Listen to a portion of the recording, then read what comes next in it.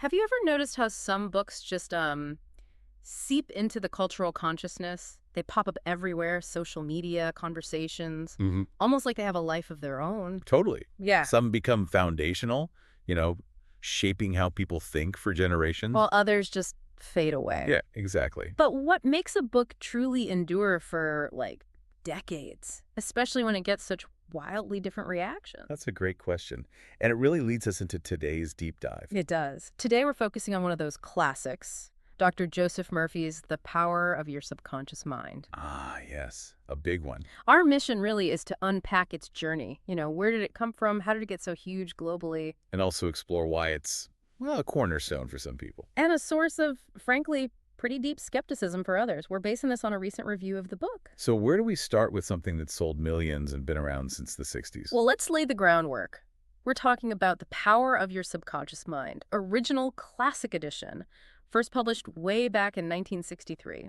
Mid-century, yeah. And it's genuinely a global phenomenon. I mean, not just a few thousand copies. Oh, no, far beyond that. It's been translated into over 30 languages, sold millions and millions worldwide. Staggering, really. And Dr. Murphy himself, he was as a minister, his message kind of blended optimism with spiritual insight, influenced by mystics of his time. And that's crucial, I think, because it wasn't just another self-help book hitting the shelves. Right. How so?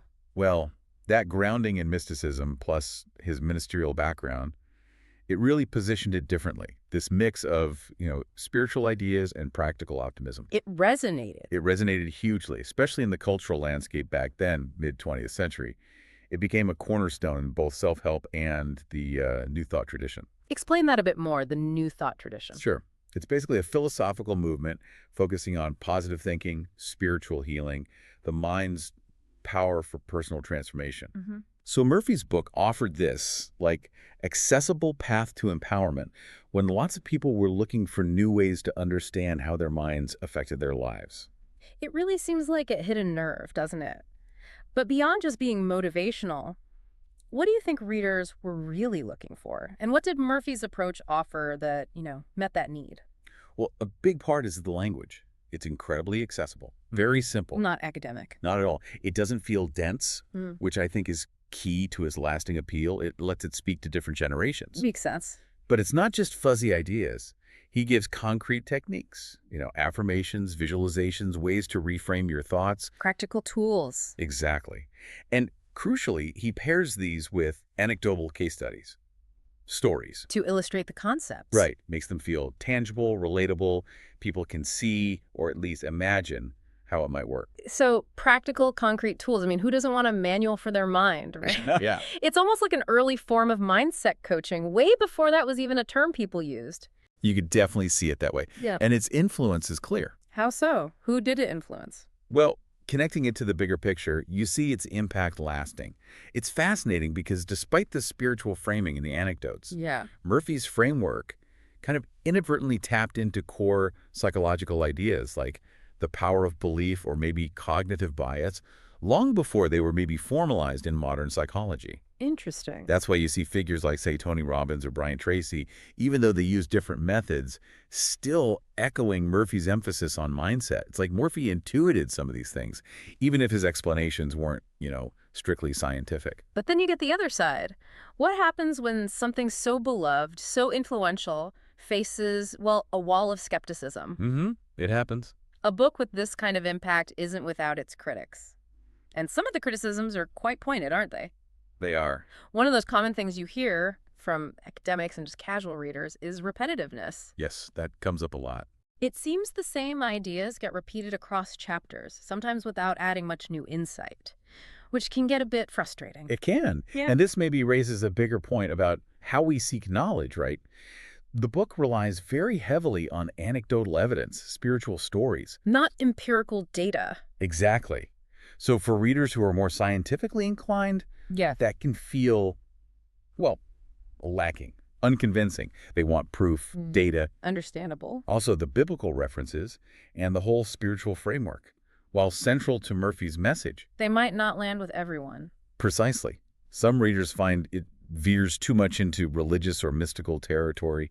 that can limit its appeal if you're looking for something more secular, more universal, maybe. And that feeds into some really strong reader skepticism, doesn't it? Oh, definitely. You see descriptions like the subconscious mind as a genie, like you just rub the lamp and get what you want. Right, that kind of magical thinking critique. Or belief-driven miracles, this almost divine power over reality. It can feel really ungrounded, maybe even fantastical to some people. Mm-hmm. There's a significant feeling out there, especially if you look at online discussions, that it's pseudoscientific. That word comes up, yes.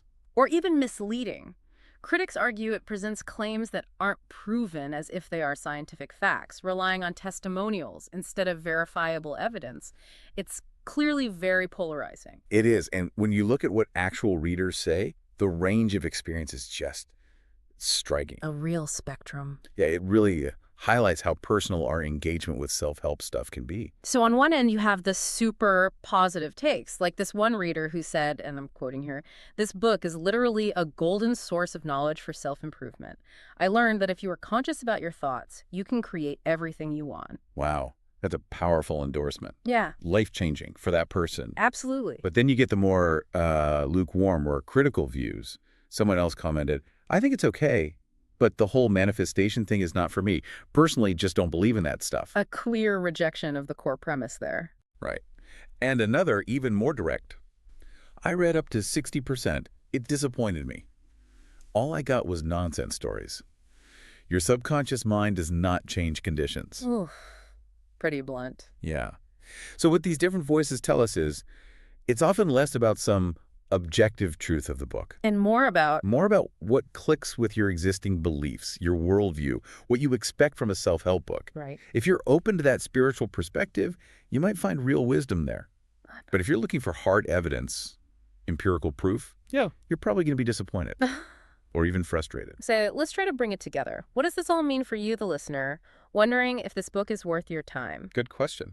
Well, if you're maybe new to self-help or if you enjoy spiritual perspectives, this classic could offer some gentle guidance, optimism, a foundation for that mind over matter idea. It's straightforward style, that encouraging tone. And all those personal stories of change, they might be really uplifting for you if you're open to the basic premise. However, and this is the important counterpoint, go on. You should probably approach with caution if you prefer self-help that's more grounded in, say, modern psychology or backed by scientific studies. Because you might find the methods unconvincing or, like we said, repetitive. Right. That somewhat mystical framing, the reliance on faith and anecdotes, it might just divert you or even alienate you if you're really seeking rational, evidence-based approaches. So it really depends on the reader. Absolutely. Yeah. Ultimately, the book's value seems to hinge almost entirely on your personal openness to its particular style and its underlying philosophy. Okay.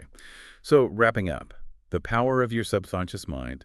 It's clearly a foundational self-help work, no doubt about that. Huge influence. Inspired countless people, but maybe feels dated or, well, overly spiritual to others today. A mixed legacy, in a way. Its legacy is definitely a testament to its impact, but also to this ongoing debate, isn't it? Yeah. About what really makes self-improvement effective. That's a key point. The debate continues. So as you think about this book, maybe ask yourself, how do you balance those personal stories, those inspiring anecdotes, Which can be powerful. with the desire for, empirical evidence, especially when navigating this huge world of self-help books and advice out It's a there? constant tension. What makes an idea feel true or helpful to you?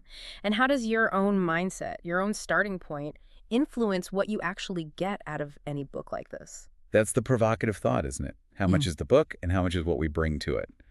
Something to